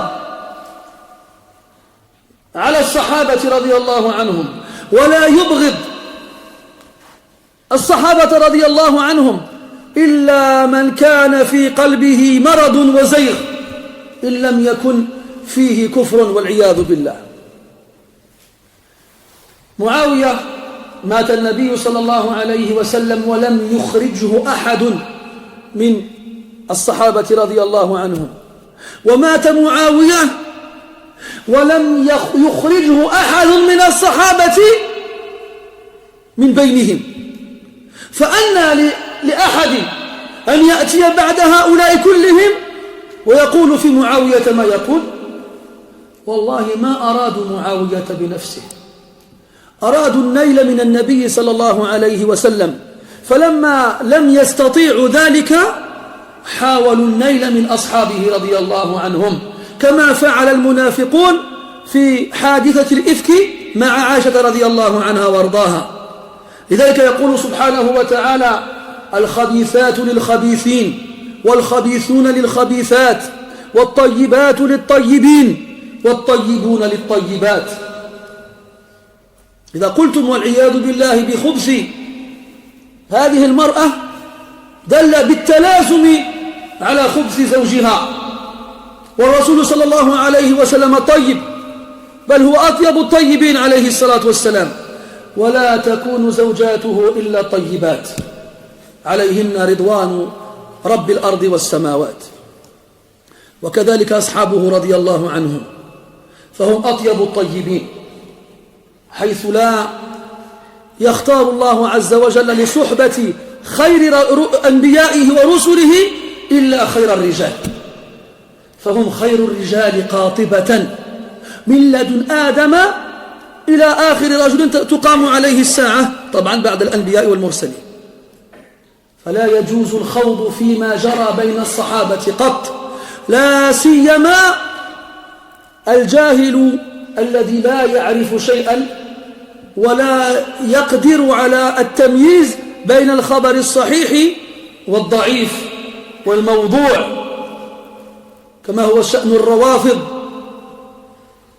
الذين دينهم أن يلعنوا أصحاب رسول الله صلى الله عليه وسلم. هل سمعتم يوما شهادتهم؟ والله الذي يسمع كيف يشهدون أو يتشهدون كيف يشهدون من يرغب في دخول دينهم لا يجد في كلامهم إلا البغض والشحناء. قل نشهد أن لا إله إلا الله وأشهد أن محمدا رسول الله وأشهد أن عليا ولي الله، ثم يقولون وأشهد أن فلان وفلان من أعداء الله ورسوله وأوليائه وهم في النار وكذا وكذا. يعني أنت لا تدخل في دينهم إلا بعد أن شهدت على أبي بكر وعمر أنهما في النار. هذا من شروط شهادتهم ولا حول ولا قوة إلا بالله. على كل حال معاوية هذا رضي الله عنه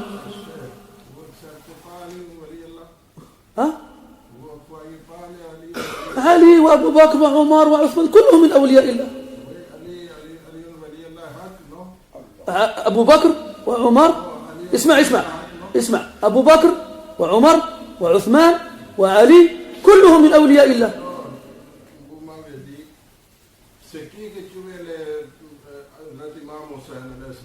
J'ai pas compris.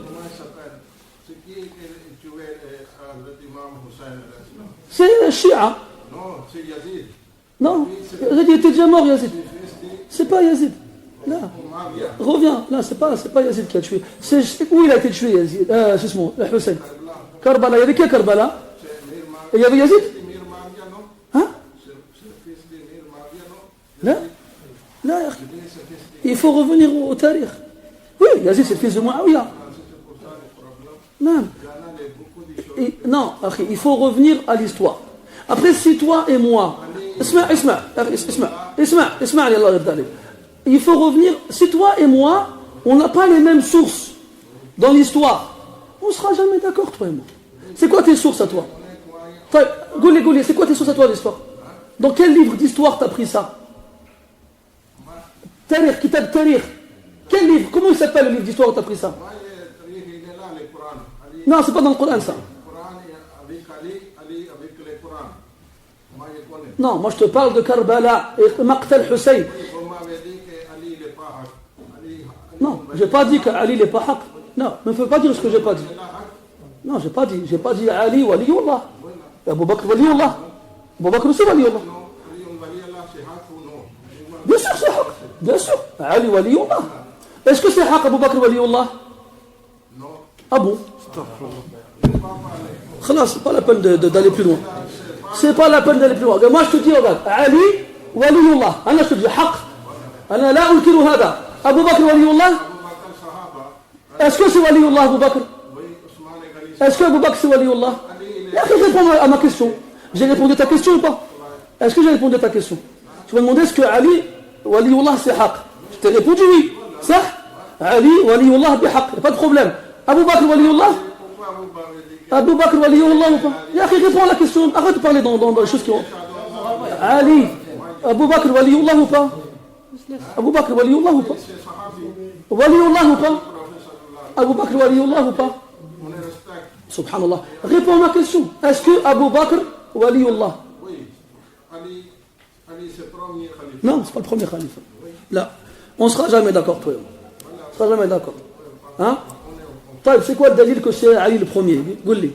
C'est quand elle a tourné les Rasoul sallam, qu'est-ce qu'il a dit, les Sahaba? Qu'est-ce qu'il a dit? Bah dis-moi, je t'écoute. Bah je t'écoute, dis-moi. Oui, il a dit, Ali, c'est mon... Moi, je n'ai pas beaucoup français pour ça. Oui. هذا ليس فيه دليل. هذا ليس فيه دليل. طيب عترة نحن نعترف بهذا. نعترف بآل البيت وبعترة الرسول ونحبهم ونجلهم ونقدرهم ونحترمهم ونحبهم. ما عندنا إشكال في هذا. أما أن تقول أن علي أولى بالخلافة من أبي بكر وعمر وعثمان هذا لم يقل به أحد.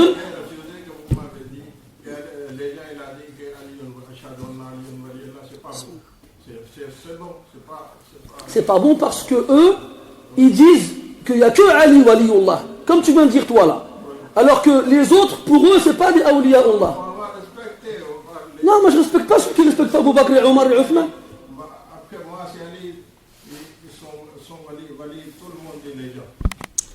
La hawla wa la quwwata. C'est pas moi, C'est qui a dit ça? c'est le source. C'est quoi? Toi, dis-moi, c'est qui, qu'est-ce qu'il a dit? Dis-moi. Dis-moi, je t'écoute, il a dit quoi? Il y a un problème la France, non, non. C'est quoi ta langue à toi? C'est quoi? Le Rasoul il a parlé en ourdou? Rasoul il parle en ourdou? Non, ajibni. Rasoul il parle en ourdou ou pas? Ali parle en ourdou ou pas? Les enfants d'Ali parlent en ourdou ou pas? Comment tu sais toi que ce qui s'est passé entre eux alors qu'ils ne parlaient pas l'ourdou? Non, quand on ne sait pas, on ne parle pas. Déjà, Aslan, quand on ne sait pas, on ne parle pas. Sinon tu viens là et on t'écoute nous. Non, c'est pas haq. Non, c'était qui toi pour qu'on écoute? Alors toi tu dis c'est haq, on doit t'écouter en fait. Non, hatu burhanakum in kuntum sadiqin. Bon, de toute façon il va s'énerver, après il va commencer à crier. طيب lakum dinukum waliyadi. Qu'est-ce qu'on disait? اي والله اخي هذا دين، هذا ليس دين الانبياء والرسل. Oh bah franchement, moi je demande à Allah, il me ressuscite avec Ali et les autres compagnons radiyallahu anhum. Vous croyez on n'aime pas Ali, on aime Ali radiyallahu anhu. Je ne sais pas vous avez cru quoi, mais Abu Bakr et Omar et Uthman khayrun min Ali radiyallahu anhu. C'est quoi? On n'a pas le bourg de Ali, abadan. أبدا. لا الرسول يقول في الحديث فيما رواه مسلم لا يبغض عليا إلا منافق. نحن نتبرأ من بغض علي لله سبحانه وتعالى.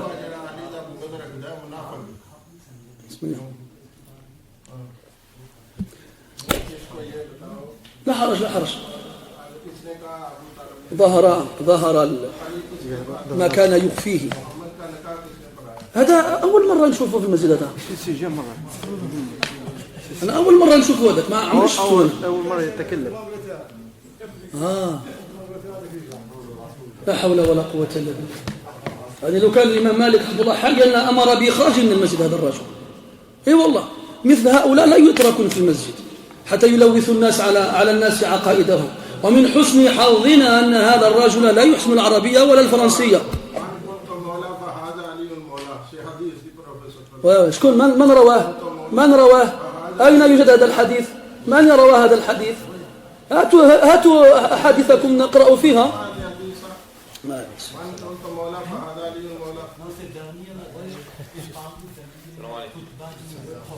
صلى الله عليه وسلم. أيوة.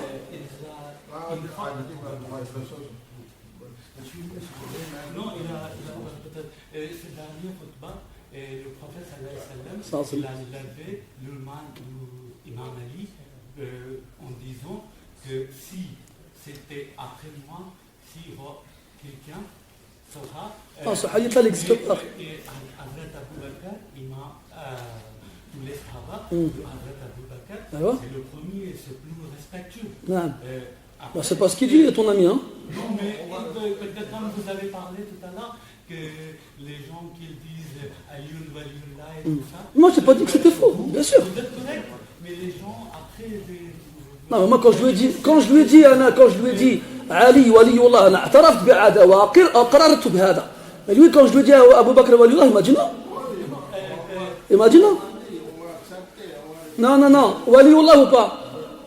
Walioullah Abu Bakr ou pas? Non, pour lui, le Wali.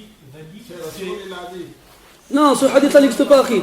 Le Hajjat al-Wada', dis-lui, akhi, dans le hadith, attends, akhi, dans le hadith de, comment ça s'appelle, Hajjat al-Wada', boy, لا حياة لمن تنادي وخليهم يتكلموا فين كنا نقول لا يا أخي اسمحوا لي هذوك أتكلم اللي عندكم ما خصوش يكون non parce que هذوك ولا ما خصوش هما يكون عندهم الكلام الأخير لا اسمحوا لي هذا من شأني وليس من شأنكم ماشي انتم ما تقولوش نقولوا ولا واش ما نقولش لا هذا من شأني أنا j'ai vu أن هذا الرجل يجب أن يرد عليه فأرد عليه ولا أظل ساكتا أمام هذا الكلام أبدا ما تقولوا ليش فتنة ولا مش فتنة هذا هو الفتنة أن يقول رجل مثل هذا الكلام بين الناس. صوروا سبحان الله كاع هذوك الناس اللي جالسين كلهم يعتقدون ما أقول لهم أن أبا بكر رضي الله عنه خير الرجال وخير الصحابة رضي الله عنه وارضاه، ولا ننقص من شأن علي أبدا. هو شوف الجرأة اللي عندهم هذوك الناس، شوف الجرأة أمامنا كلنا. علاش تدرون لماذا؟ لأنه يعلم بأن حتى واحد ما يتكلم معه، يعلم أنه لو قال ما يريد أن يقوله لما وجد من يصد عنه ويتصدى له. هذا غلط. لا اسكتوا ما تقولوا والو ولا ما نديروش فتنة. لا، هو اللي دار الفتنة مش احنا. ترونني أنا أمشي في مسجدهم وأرد على شيوخهم وهو يلقي درسه؟ والله ما كنت فاعلا مثل ذلك، ولو كنت فاعلا لكنت أحق. أما هو يجي يجلس معنا في المسجد تاعنا وحنا نتكلموا في هذه المسائل وهو يبقى يتكلم؟ لا، هذا الباطل. والله يقول جاء الحق وزهق الباطل إن الباطل كان زهوقا. صافي هذاك تلفني هذا كاع. لا والله هذوك الناس ما نخليوش في المساجد تاعنا. انتم تقولوا الحكمة وسكتوا حسن. لا والله بالله عليكم، راك في القاعة الانتظار تاع الطبيب وراك مريض، ولكن واحد المريض خفيف ماشي بزاف، ويدخل واحد الرجل لونه أخضر ويتقيأ وعنده حبوب وعنده قيح وعنده صديد وعنده دم ويعطس جلس معاه في القاعدة. والله تمشي تهرب. إما أن تقول له شوف، إما أن تبقى معي، إما أن تخرج وإلا أن أخرج. ما تبقاش معاه في الغرفة الواحدة، بصح ولا لا؟ أجيبوا جلسوا معاه، ما تجلسوش معاه. وكيفاش واحد يجي يلوث عليكم عقيدتكم التي تدخلون بها قبوركم والتي يحشركم بها ربكم والذي يسألكم عنها ربكم وتخلوه؟ والله ما كنتم فاعلين لو كان هذا في المرض ولو كان هذا في أموالكم. أما إذا تعلق بدينكم سكتتم، والله ما كنت ساكتا. لا اسمحوا لي، هذه المسائل والله ما ينبغي أن نترك هؤلاء يتكلمون في مساجدنا. يجب أن يسكتوا، وإن لم يريدوا السكوت أخرجناهم من مساجدنا، لا مكان لهم عندنا، ولا حول ولا قوة إلا بالله. طيب on était où là? Je sais même pas où.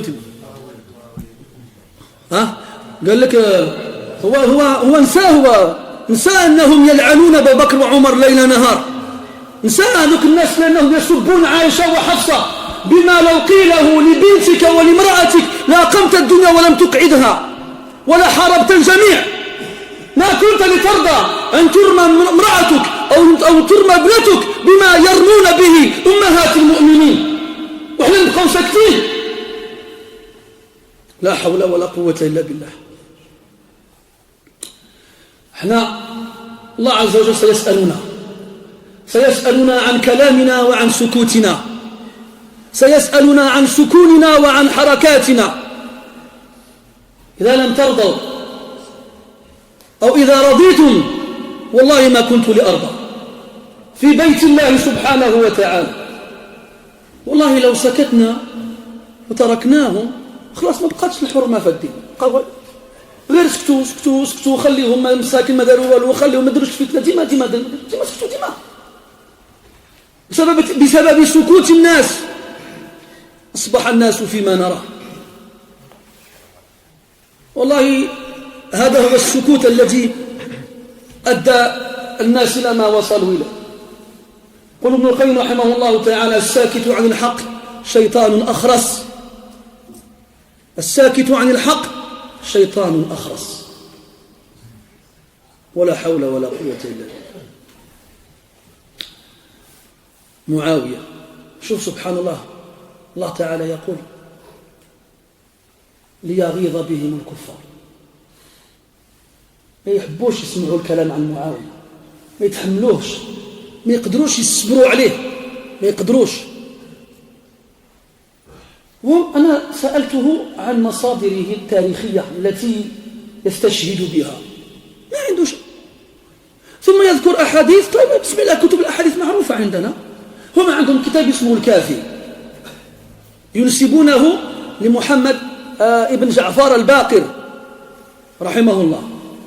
هذا الكتاب تصور بين من يرويه والرسول يا أخي قرابة 150 سنة ليس بينه وبين الرسول راوي يذكر ولا يسمى كيف نعرف عن حقيقة وصحة هذه الأحاديث كيف نعرف نحن نأتي بأحاديث بأسماء الرجال وبالأخبار المتعلقة بهؤلاء الرواه ونعرف متى ولدوا ومتى ماتوا ومتى سافروا وإلى أين ذهبوا وعمن أخذوا ولا يأخذون هذه الأحاديث يكذبون الصحابة كلهم إلا نفرا قليلا لا يأخذون شيئا من الأئمة الأربعة ولا من العلماء ويقدمون أخبارا ما أنزل الله بها من سلطان هذا عقل هذا منطق هذا غاية الجنون هذا والله غاية الجنون ما فيش جنون بعد هذا ما فيش ولا حول ولا قوة إلا بالله تقولوا لي اسكت ما نسكتش هو يقولوا لي اسكت ماشي أنا تقولوا لي اسكت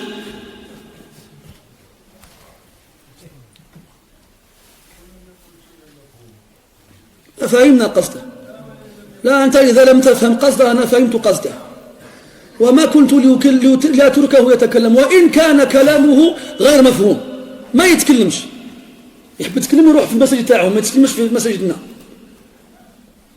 ديجا احنا متفرقين هذا يصلي هكذا وهذا يصلي هكذا وهذا يعتقد هذا وهذا يعتقد هذا وكلنا ندعي أننا من أهل السنة والجماعة فكيف لو تركنا هؤلاء يصلون بيننا لا قاتلهم الله أن يؤفكون طيب والله اسمحوا لي ما بقاش فيها الرغبة باش نكمل عفوا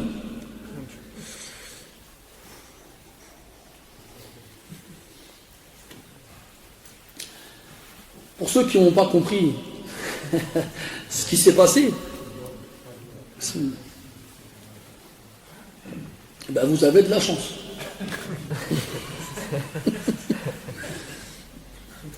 J'aurais tant aimé être à votre place. La ilaha illallah. Wallah, il se passe des choses dans nos mosquées sont invraisemblables, sont extraordinaires, sont incroyables. ما ننجح لا ما ننجح إن شاء الله خلينا ننجحنا إن شاء الله العبرة بالخواتيم مش المشكلة ما ننجحش هذوك ما ينجحوش أبدا والله الذي يتخذ الصحابة أعداء هذا ما ينجح أبدا donc je parlais rapidement dans le hadith parce que c'est une parole de Muawiyah radiyallahu anhu Muawiyah ibn Abi Sufyan j'expliquais que Muawiyah radiyallahu anhu c'est un compagnon du prophète sallallahu alayhi wa sallam qui est devenu la cible des attaques de ceux qui veulent toucher l'islam dans sa base même s'ils prétendent être des musulmans Muawiyah radiyallahu anhu c'est une brique dans un mur si tu l'as fait sortir de ce mur le mur il s'effondre à l'époque du prophète sallallahu alayhi wa sallam les hypocrites ils ont voulu toucher la personne du prophète alayhi sallam mais ils n'ont pas pu ils n'auraient jamais pu faire ça alors ils ont trouvé un moyen c'est d'accuser l'épouse du prophète d'une chose répréhensible et leur but c'était d'attaquer le prophète alayhi sallam puis Allah dans le Coran il a mis un terme à cette histoire-là. Il a dit وَأَزْوَاجُهُ أُمَّهَاتُهُ النَّبِيُّ أَوْلَى بِالْمُؤْمِنِينَ مِنْ أَنفُسِهِمْ وَأَزْوَاجُهُ أُمَّهَاتُهُ خلاص les épouses du prophète ce sont les mères des croyants le stade de croyants de base l'ont dépassé c'est les mères des croyants يا نساء النبي لستن كأحد من النساء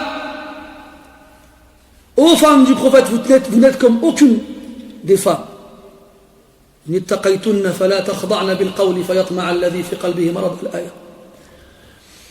on a les sahaba radiyallahu anhum wa ardahum, les compagnons du prophète sallallahu alayhi wa sallam. Pareil, ceux qui veulent toucher le prophète, qui ne peuvent plus toucher aux épouses du prophète parce que ça y est, c'est fini dans le Coran. Alors ils veulent toucher les Sahaba radiyallahu anhum. Et parmi ceux qui attaquent beaucoup, Muawiyah. À cause d'un événement qui a eu lieu dans l'histoire des musulmans, dans lequel il ne faut même pas rentrer, quand on n'a pas la science nécessaire et qu'on n'a pas rempli les conditions nécessaires. On ne rentre pas dedans. On doit avoir une poitrine saine à l'égard des compagnons radiyallahu anhum. Et si l'un d'entre eux a commis une erreur, c'est le fruit d'un effort de réflexion. Il tourne entre la récompense et les deux récompenses. Et entre eux, il n'y a pas d'animosité. Entre eux. Et on a des gens qui sont venus après qui ont dit quoi? Non. C'est Muawiyah qui a fait ci et c'est Muawiyah qui a fait ça, il a khili. Et subhanallah, wallah, c'est ça qui est exceptionnel, c'est leur référence historique. Ils n'en ont aucune. Un tissu de mensonges inventé qui n'a aucune chaîne de narration correcte. Après, ils viennent nous dire à nous, Ummatus Sanad, qu'on n'a pas les bonnes informations. On compare nos livres, c'est pas un problème. On compare nos livres. On ramène les livres d'histoire, on ramène les livres de hadith et on discute de l'authenticité de ces informations-là. Voilà, c'est exceptionnel.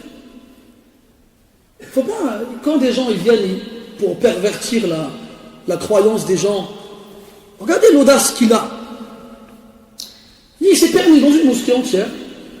Alors moi, avant, j'étais à des kilomètres de m'imaginer qu'il y aurait quelqu'un comme ça ici. J'ai pas du tout pensé une seconde. Pour moi, tous ceux qui sont ici, on est sur la même longueur d'onde. On croit à la même chose, on aime les mêmes personnes, on a la même chose. Dans toute une mosquée, avec des gens qui ont la même croyance, il interpelle l'imam pendant qu'il fait un cours pour lui dire tu te trompes. Mais tu sais pas, tu te trompes, on se trompe, on est des humains, bien sûr qu'on se trompe. Mais sur des éléments sur lesquels on est tous d'accord quand même. Tu te rends compte l'audace qu'il a? Et après on a ce réflexe, excusez-moi, nul, hein, ce réflexe de faiblesse, ce réflexe de complexe d'infériorité qu'on a développé dans les mosquées. Et Akhi, tais-toi, laisse-le.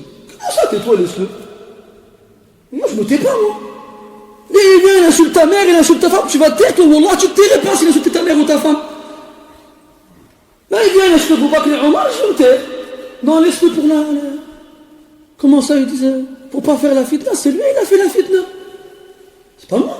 Alors moi, en défendant les Sahaba, je fais la fitna, et lui, en les accusant, il ne la fait pas. Et là, la hikmah, selon vous, c'est de laisser parler. Non. Non. Là, c'est moi. Il s'adressait à moi, il s'adressait à vous. C'est moi qui parlais ou c'est vous qui parlez? Vous n'avez pas le droit de me dire de ce que je dois dire ou ce que je dois faire. C'est moi qui décide.